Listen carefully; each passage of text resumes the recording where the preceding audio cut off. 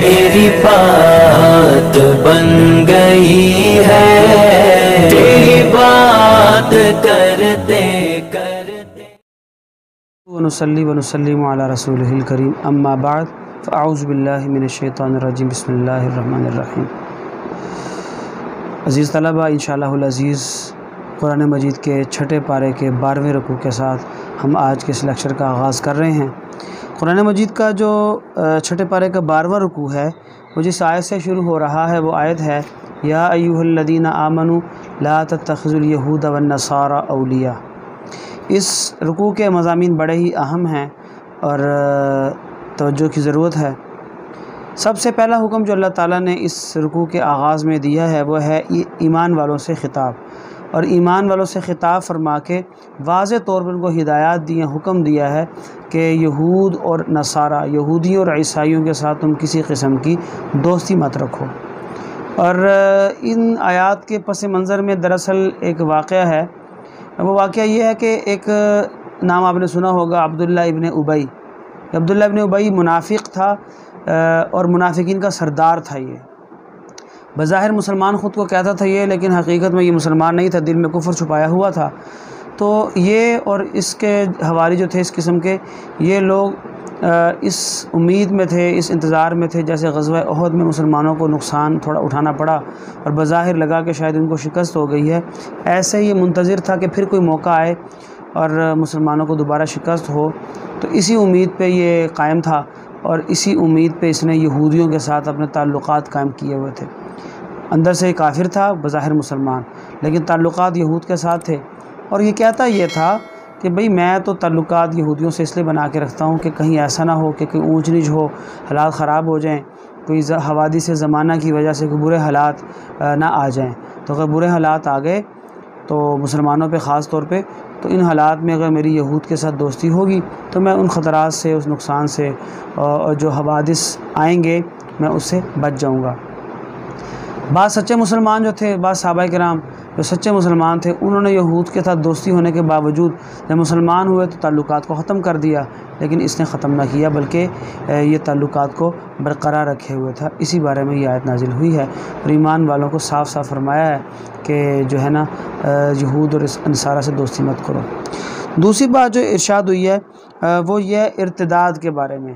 ارتداد کا معنی مرتد ہو جانا۔ مرتد اسے کہتے ہیں جو مسلمان ہو جائے اور اسلام قبول کر کے پھر اسلام کے خلاف چلے، پھر اسلام کے دشمنوں سے دوستی لگائے، پھر اسلام کے دشمنوں کو پسند کرے اور اسلام کے احکامات پر اعتراض کرے۔ ایسا شخص اسلام کی نگاہ میں باغی ہے، اور آپ جانتے ہیں کہ کسی بھی حکومت میں جو باغی ہوتا ہے، جو حکومت میں رہتے ہوئے، اس کے زیر سایہ ہوتے ہوئے اس حکومت کے دشمنوں سے تعلقات بنائے، تو ایسا شخص باغی سمجھا جاتا ہے اور اس کو سزا دی جاتی ہے۔ تو مرتد آدمی جو اسلام قبول کر کے اسلام کو چھوڑ دے، اسلام کے خلاف تدبیریں کرے، منصوبے بنائے، ایسا شخص مرتد ہے اور اسلام میں اس کی بڑی سخت سزا واقع ہوئی ہے۔ ساتھ ہی ساتھ اللہ تعالیٰ نے اس رکوع میں ایک خوشخبری بھی دی ہے، وہ یہ ہے کہ اگر تم میں سے کوئی مرتد ہو بھی جائے، اور یہ اللہ تعالیٰ نے پیشن گوئی کی ہے، یعنی کہ ایسا ہوگا، کچھ تم میں سے مرتد ہوں گے، تو فرمایا اللہ تعالیٰ کو فرق نہیں پڑے گا، اسلام اور مسلمانوں کو بھی فرق نہیں پڑنے والا۔ اللہ تعالیٰ ایک ایسی قوم پیدا کریں گے کہ جو اسلام پر عمل کرے گی اور اسلام کے دشمنوں کا مقابلہ کرے گی۔ اور اللہ کا نظام اور اللہ کا ضابطہ ہمیشہ ہی سے یہ رہا ہے کہ جب کسی نے اسلام پر اعتراضات کیے ہیں، حملہ کرنے کی کوشش کی ہے، اللہ تعالیٰ ایسے خالص لوگوں کی ایک جماعت پیدا کرتے ہیں جو اٹھ کھڑے ہوتے ہیں اور اسلام کی حفاظت بھی کرتے ہیں، اسلام کے دشمنوں کا مقابلہ بھی کرتے ہیں۔ تو یہ نچوڑ ہے پورے رکوع کا۔ اور ایمان والوں کو چونکہ رکوع کے آغاز میں منع کیا تھا کہ یہود و نصارہ سے دوستی مت کریں، تو رکوع کے اخیر میں اللہ نے فرمایا دوستی اگر کرنی ہے تو اہل ایمان سے کرو، اللہ اس کے رسول سے کرو، کیونکہ یہی سچے دوست ہیں، پکے دوست ہیں، اور انہی کی دوستی تمہیں قیامت کے دن بھی اور دنیا میں بھی کام آئے گی۔ اب ہم ترجمہ کرتے ہیں۔ یا ایھا الذین آمنوا، اے وہ لوگو جو ایمان لائے ہو، لا تتخذوا الیہود، نہ بناؤ تم الیہود یہودیوں کو، والنصارى اور نصارہ کو یعنی عیسائیوں کو، اولیاء دلی دوست۔ یہودیوں نصارہ کو تم دلی دوست مت بناؤ۔ اور فرمایا بعضهم اولیاء بعض، یہ ایک دوسرے کے دوست ہیں۔ بعضهم کا لفظی معنی ان میں سے بعض، اولیاء دوست ہیں، بعض کے، یعنی آپس میں ایک دوسرے کے پورے دوست ہیں۔ وَمَن يَتَوَلَّهُمْ، اور جو کوئی وَمَن يَتَوَلَّ اور جو کوئی دوستی کرے گا ہم ان سے، منکم تم میں سے، تو جو کوئی تم میں سے ان سے دوستی کرے گا فَإِنَّهُ پس بے شک وہ منہم انہی میں سے ہوگا۔ تو یہ اہل ایمان کو تنبیہ بھی کر دی، تم میں سے اگر کوئی ان کے ساتھ دلی تعلق اور دوستی قائم کرے گا تو وہ اللہ کے نزدیک انہی میں شمار ہوگا۔ ان اللہ بے شک اللہ تعالیٰ لا یہدی اللہ رہنمائی نہیں کرتا، اللہ ہدایت نہیں دیتا القوم ایسے لوگوں کو الظالمین جو ظالم ہیں، جو ظالم قوم ہیں، ظالم لوگ ہیں، اللہ ان کو ہدایت نہیں دیتا۔ اچھا آگے فطر الذین فی قلوبہم منافقین کا ذکر ہے کہ منافقین کو جن کے دل میں بیماری ہے آپ ان کو دیکھیں گے وہ بھاگ بھاگ کے یہودیوں اور عیسائیوں کے پاس جاتے ہیں۔ فطر الذین فطر تو آپ دیکھیں گے الذین ان لوگوں کو فی قلوبہم جن کے دلوں میں مرض بیماری ہے، یسارعون کہ وہ بھاگ بھاگ کر جاتے ہیں فیہم ان میں جاتے ہیں بھاگ کے، یعنی یہود کی بات ہو رہی ہے، عیسائیوں کی بات ہو رہی ہے۔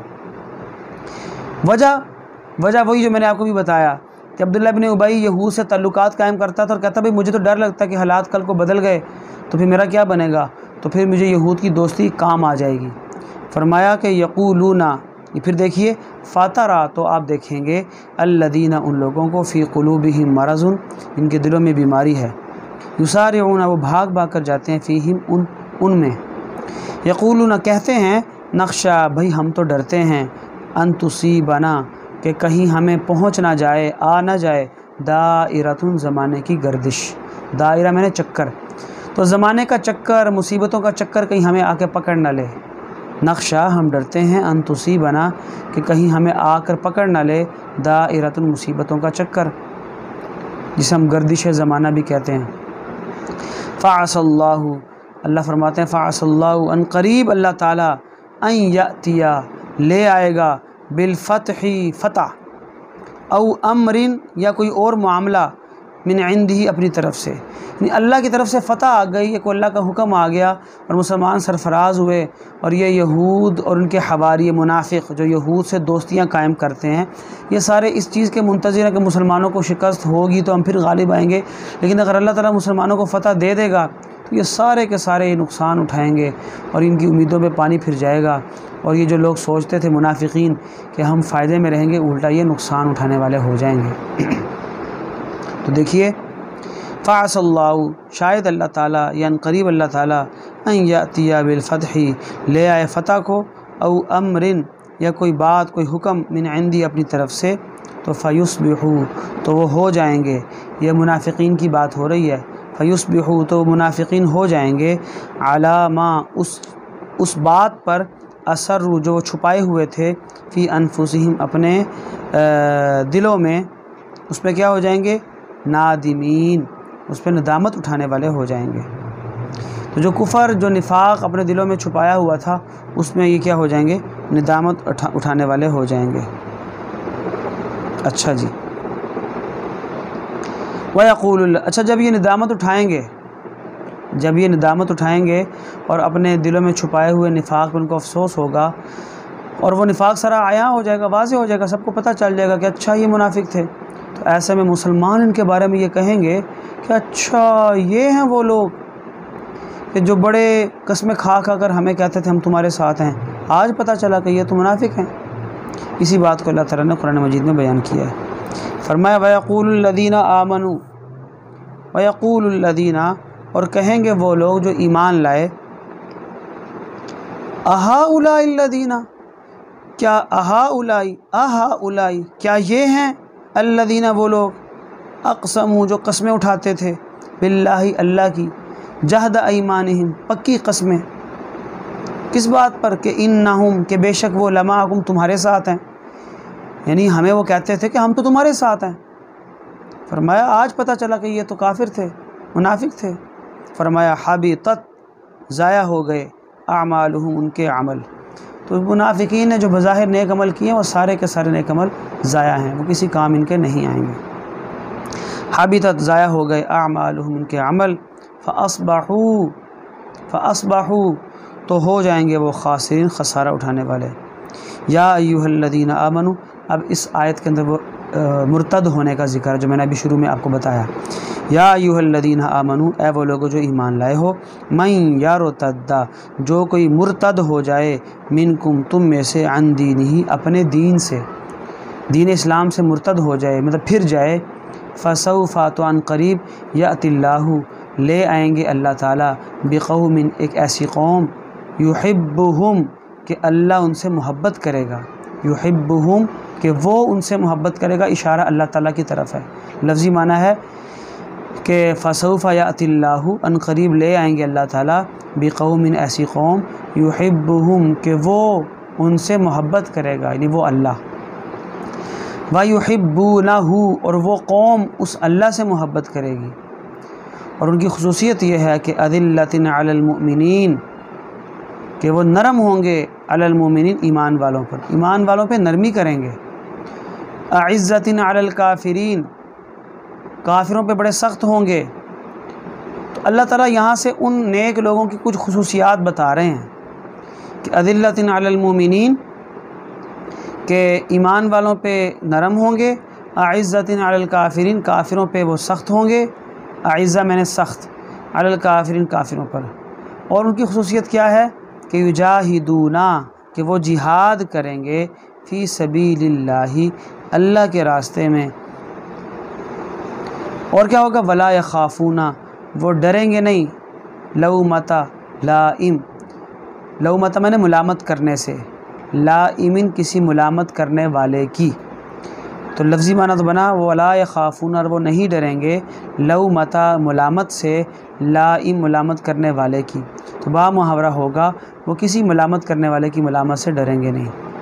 ذالک فضل اللہ مطلب ان لوگوں کی خصوصیت ہوگی وہ اللہ کی رضا کے لیے، اللہ کی رضا کے لیے بے پرواہ ہو کر، کسی کی ملامت کی پرواہ نہ کرتے ہوئے دین پر عمل بھی کریں گے اور کرائیں گے بھی، اللہ کے راستے میں جہاد کریں گے۔ فرمایا ذالک فضل اللہ